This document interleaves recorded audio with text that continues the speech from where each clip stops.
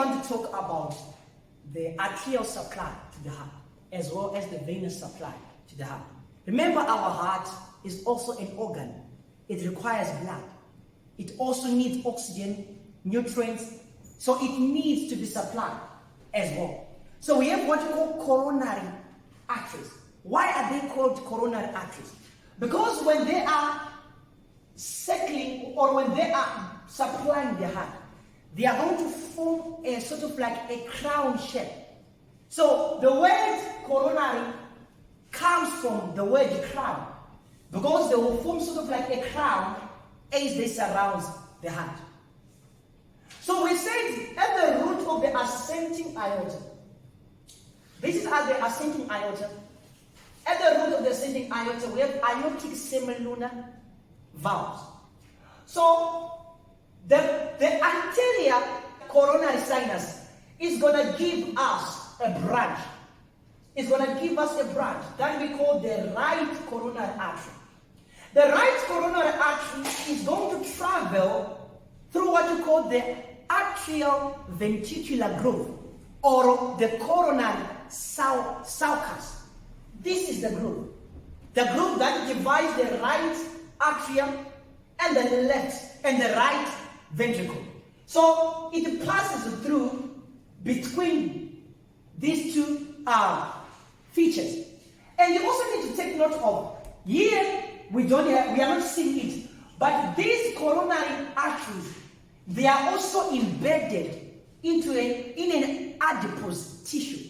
So you have fats here that are surrounding this coronary artery. Right. So the right coronary artery, coming from the anterior coronary sinus, is going to pass through the coronary sulcus, right? And then it's going to bend here, right? At the inferior, or at the edge of the heart, at the inferior body of the heart, entering the posterior aspect of the heart. So it will give what you call a medial artery, a medial coronary artery. What accompanies this artery? Wherever there's an artery, there must be a vein, right? So we have this vein that is called the anterior cardiac vein. The anterior cardiac vein is going to move in the same path that is being moved by the right coronary vein. Right. At the root of the ascending aorta, we have the posterior left aortic sinus. That is going to give rise to the left coronary artery. The left coronary artery is going to move between the left auricle of the left atrium and the left border of the pulmonary trunk.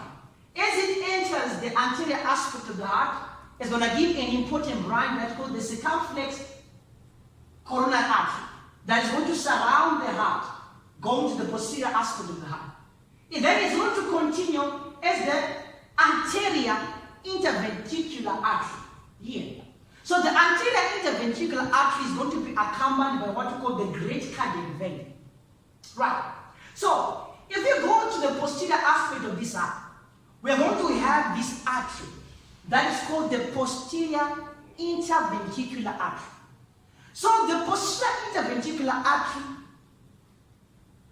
is going to originate from, depending on because in some population it originates from the right coronary artery, where in some population it originates from the left coronary artery. So we have what we call the right dominancy and the left dominancy. Right.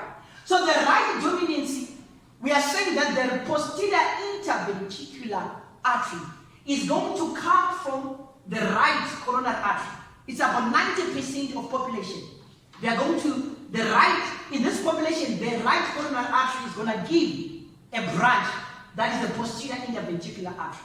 And then about 10% population, that's when the left coronary artery gives the posterior interventricular artery. The posterior interventricular artery is accompanied by middle cardiac vein. So this summarizes the venous and venous supply to the heart and the arterial supply to the heart. Right. So you need to take note of this as well. That all these veins, the great cardiac vein, the median cardiac vein, and the small veins and what, they are going to join and form the coronary sinus. So the coronary sinus is going to drain into the right artery. So basically, this is the venous and the arterial supply of the heart.